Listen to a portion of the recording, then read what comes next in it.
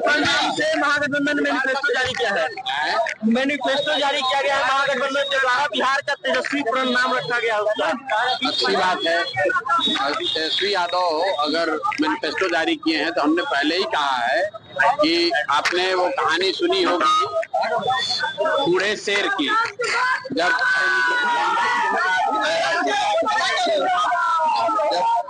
शेर बूढ़ा हो जाता है तो वो खुद से शिकार नहीं कर सकता।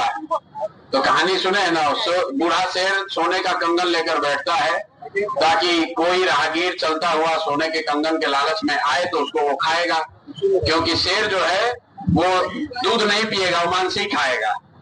तो तेजस्वी यादव और राजद के लोग अगर जीत कर आए तो ये अपहरण, रंगदारी, गुंडागर्दी को छोड़कर, जंगल राज को छोड़कर कुछ नहीं कर सकते हैं। लेकिन बिहार की जनता को मूर्ख बनाने के लिए जैसे सोने का कंगन दिखाया जाता है वैसे ही दिखा रहे हैं कि हम आएंगे तो 2500 रुपया दे देंगे सबको। उससे बात नहीं बनी तो कहा कि हर घर में नौकरी दे देंगे। उससे भी बात नहीं बनी तो 1000 और प्रॉमिस कर दिए हैं। अब 10-15 दिन में अभी जब चुनाव है, इतने ही बीच में तेजस्वी यादव ये भी कहेंगे कि हम पूरा बिहार को सोना का लंका बना देंगे। सब लोग हमको वोट दीजिए किसी भी तरीके, करना उनको कुछ नहीं है। किसी भी तरीके से वोट ले लो, उसके बाद 5 वर्ष देखा जाएगा।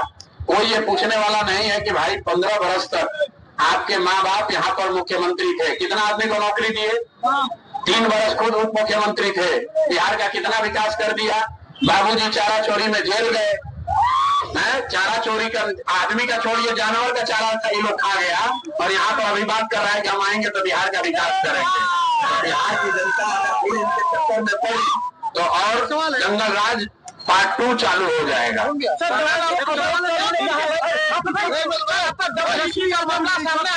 मुसलमानों को एक बात कही है, मैं इस बार सीएम ये उसका डर है राजनीति का। आप ये बताइए कि महागठबंधन से किसी को डिप्टी सीएम किसको घोषित किया गया? किसी मुस्लिम को घोषित किया गया है? तो ये तो मुसलमानों को देखने की बात है। हम तो 3 वर्ष से बता रहे हैं कि आप लोग मुफ्त में लालटेन में किरासन तेल बनकर जलते रहिएगा तो आपको डिप्टी सीएम तो बहुत बड़ी बात है। आपके बच्चों को पढ़ाई और रोजगार नहीं मिला, आपके बच्चों को 10,000 रुपया का रोजगार नहीं मिला, आपके गांव गलियों की स्थिति नहीं सुधरी, आपको मिला ही नहीं कुछ, ना भागीदारी मिली, ना विकास मिला, ना भाजपा को हरा पाए। लेकिन तेजस्वी यादव आपको बेवकूफ बनाने के लिए फिर से कुछ ना कुछ कहेंगे। मुसलमान उस झांसे में आने वाला नहीं है। देखिए 30 वर्ष से जो बिहार में राजनीतिक बंधुआ मजदूरी रही है, जहां लालू जी के डर से लोग नीतीश भाजपा को वोट देते हैं। जैसे आपके यहाँ देख लीजिए भाजपा का विधायक जीत रहा है, काम कुछ नहीं किया है, लेकिन लालू जी के डर से लोग उसको वोट दे देते हैं। उसी तरीके से जो मुस्लिम समाज के लोग हैं, भाजपा के डर से फिर जाकर लालू जी को वोट दे देता है। तो ये जो 30 वर्ष की राजनीतिक बंधुआ मजदूरी है, इसको जन सुराज ने खत्म किया है। अब आपके पास ये कहने का बात नहीं है कि हमारे पास विकल्प नहीं, आपके पास विकल्प है। अब अगर फिर से गलती करोगे तो अपने आने वाले समय में अपनी बर्बादी के लिए, बिहार में भ्रष्टाचार के लिए, अपने बच्चों की बेरोजगारी के लिए आप ही जिम्मेवार होइएगा, क्योंकि अब आपके पास विकल्प है। अगर आपको लालू जी से डर लगता है तो भी आप जनसुराज को दे सकते हैं, अगर आपको भाजपा से डर लग रहा है तो भी आप जनसुराज को वोट दे सकते हैं। अब अगर विकल्प होने के बाद भी जनता फिर गलती करेगी, फिर से एनडीए को, भाजपा को जिताइएगा, तो जो व्यवस्था अभी नीतीश कुमार का चल रहा है यही व्यवस्था चलता रहेगा, भ्रष्टाचार ऐसे ही चलता रहेगा। जितने अधिकारी हैं वो आप पर शासन करते रहेंगे, आपका जीवन सुधरने वाला नहीं है। अरे मेरे भाई, ऐसा है इलेक्शन कमीशन SIR चला के पूरे बिहार के लोगों को डरा नहीं पाया। बिहार के लोगों का नाम काटने का कोशिश किए, SIR चलाए। तो इलेक्शन कमीशन से जरा पूछिए कि हमारा जब इलेक्शन ID घर में हमारे गांव कोनार में है तो SIR ही चलाए, तो हमारा नाम काहे नहीं काटे? अगर 2 जगह था तो ये जबरदस्ती का भूमिका बना रहे हैं। अब हम 2019 से अपने गांव कोनार के वोटर हैं। 2 वर्ष हम बीच में कलकत्ता में थे तो वहां के वोटर थे। अब इलेक्शन कमीशन कह रहा है कि हम SIR चला रहे हैं, पूरा वोटर लिस्ट जो है वो एकदम शुद्धिकरण कर दिया गया है उसका। तो उसके हिसाब से प्रसाद किशोर का नाम कोनार में करघर विधानसभा में अंकित है। जाकर आप डाउनलोड करके देख लीजिए। हमको गिरफ्तारी देने के लिए नोटिस भेजे हैं तो भैया नोटिस क्या है, भेज लो, पकड़ के अरेस्ट कर लो, देख लेंगे। सर बीजेपी के नेता बीजेपी के नेता, ये तो अभी आप देखें कि बीजेपी के नेता लोग के बारे में हम प्रेस कॉन्फ्रेंस किए थे तो मूर्छित होकर गिरा था। दिलीप जायसवाल को बोले कि कॉलेज कब्जा किया है सिखों का, तो उसके बाद से हाथ जोड़कर भागे हैं, डर के मारे बोल नहीं रहे। वही हाल सम्राट चौधरी का है, ये लोग, मंगल पांडे का वही हाल है। पेट्रोल चोर दिलीप जायसवाल के, तो जो जायसवाल जी है, संजय जायसवाल, उनका हाल देखे ही है।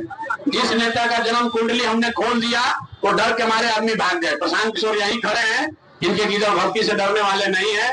इनका सरकार है बिहार में भी और देश में, जो बनता हो वो कर ले, हम कोई डरने वाले आदमी नहीं है, हम कुछ गलत काम करते नहीं है। सम्राट चौधरी, आप बताइए, यहाँ पर जितने लोग खड़े हैं, 7 लोगों की हत्या का अभियुक्त जेल में होना चाहिए कि उप मुख्यमंत्री होना चाहिए। ये आदमी आरोपी नहीं है। 1995 में 7 लोगों की हत्या के मामले में जेल में था और एक फर्जी कागज लगाया, बोला कि हम 15 साल के हैं, इसलिए वो जेल से निकल गया नाबालिग होने के नाम पर। लेकिन उस समय इनकी उम्र थी 26 साल। अभी जो इलेक्शन एफिडेविट दिया है सम्राट चौधरी ने, उसके हिसाब से 1995 में उनका उम्र था 26 साल। तो 26 साल की उम्र के आदमी ने अगर 7 लोगों की हत्या की है तो उसको जेल में होना चाहिए कि नहीं होना चाहिए? और अगर नहीं है, हम गलत बोल रहे हैं, तो उप मुख्यमंत्री हो, हमको पकड़ के दिखा दो, जाके मानहानि केस कर दो, थाना पुलिस कर दो। ये आदमी इतने बड़े आपके बात पकड़ा क्यों नहीं गया, क्या वजह है? कैसे पकड़ा जाएगा? सरकार उनकी है, अब पकड़ने का काम जनता का है। अब जनता भी बताएगी, तारापुर में उतरे हैं ना मैदान में, तारापुर में उनको जनता सबक सिखाएगी। आज तक ये नहीं बता पाया कि 10वां क्लास किस दिन पास किया, और एफिडेविट में लिखे हैं। आप बताइए, आपको सिपाही बनना है, आपको क्लर्क बनना है, तो आपको BA का डिग्री लगता है, आपका मार्कशीट जांच होता है, आपका फिजिकल फिटनेस होता है।